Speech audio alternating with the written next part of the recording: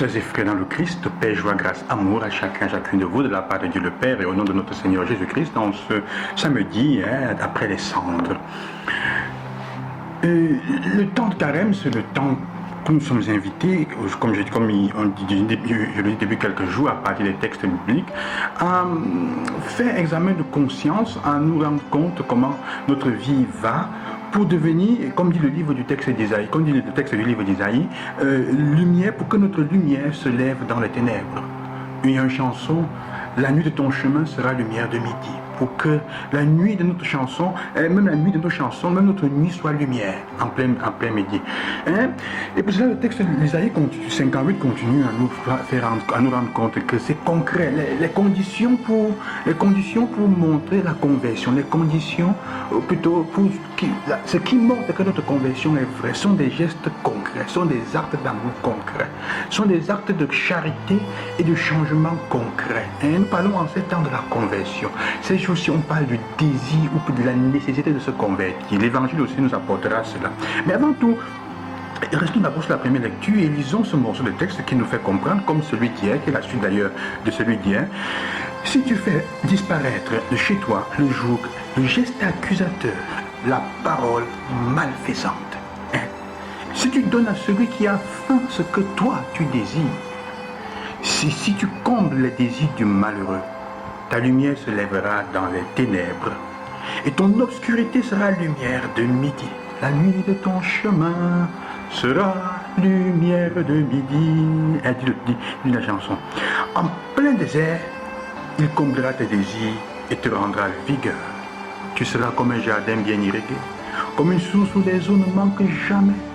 Tu rebâtiras les ruines anciennes, tu restaureras les fondations séculaires, on t'appellera celui qui répare les brèches, celui qui remet en service les chemins. C'est beau ça. Nous sommes invités pendant le temps de carême à devenir ceux qui réparent les brèches et qui remettent en service les chemins, qui arrangent la route pour que le Seigneur vienne, ou plutôt pour les autres. C'est une parole intéressante. L'évangile nous fait comprendre, on est dans la même lignée de la conversion, mais cette fois, l'évangile nous fait comprendre que la conversion n'est possible que si nous entendons un appel qui vient de Dieu.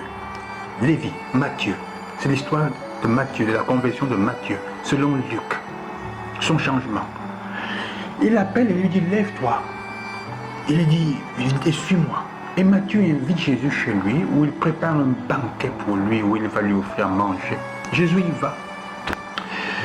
Les pharisiens qui pensent être purs se moquent et disent comment il peut entrer dans la maison d'un pécheur. Il n'est pas un bon rabbi, il n'est pas un bon maître. Et Jésus lui dit, le médecin vient pour ceux qui sont malades, pas pour ceux qui sont bien portants. Et il fait comprendre donc que il n'est pas venu appeler les justes, mais pour que les pécheurs se convertissent.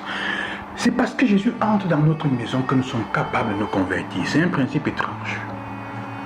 On ne se convertit pas parce qu'on décide soi-même. C'est parce que d'abord on a fait l'expérience de l'appel de Dieu, de son amour, d'une manière ou d'une autre, que nous sentons le désir de changer de vie, que nous sentons le désir de devenir des personnes meilleures, que nous sentons le désir de nous transformer en personnes qui réparent les brèches. Il y en a qui sont toujours là pour détruire, pour créer les brèches. Il y en a qui ont fait de leur vie un moment où ils doivent toujours créer les tensions, les problèmes. Alors que l'Évangile demande d'être ceux qui réparent les brèches, qui arrangent le chemin. Alors que Matthieu, Jésus fait comprendre que nous avons besoin de sentir comment Dieu nous aime. On ne peut pas se convertir si on n'a pas fait l'expérience de la présence de Dieu dans notre vie. On ne peut pas changer de vie si tu te rends compte qu'il est difficile pour toi de suivre le Seigneur dans ses paroles, surtout les moments opportuns, les moments difficiles, de choisir vraiment d'agir comme chrétien selon la parole de Dieu.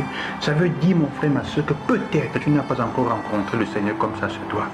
Tu es en train de vivre un ensemble de pratiques religieuses que tu as apprises depuis ton enfance, parce que ta famille, tes parents vivent comme ça, parce qu'on t'a poussé à le faire. Mais tu n'as pas encore rencontré Dieu. Il n'y a pas encore la foi. Quand on a rencontré Dieu, on le sait. On sent la paix, on sent la sérénité, On ne se sent pas en compétition avec les autres. On ne se sent pas perdant si on ne se fait pas justice soi-même ou on ne se venge pas.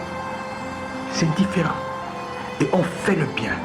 La différence entre ceux qui ont rencontré Dieu et ceux qui n'ont pas rencontré, que ceux qui n'ont pas rencontré Dieu continuent à se défendre, à chercher à ne pas pécher, à se cacher derrière des pratiques religieuses, pendant que ceux qui l'ont rencontré cherchent à agir en fonction du bien, à faire le bien au-delà de leurs limites.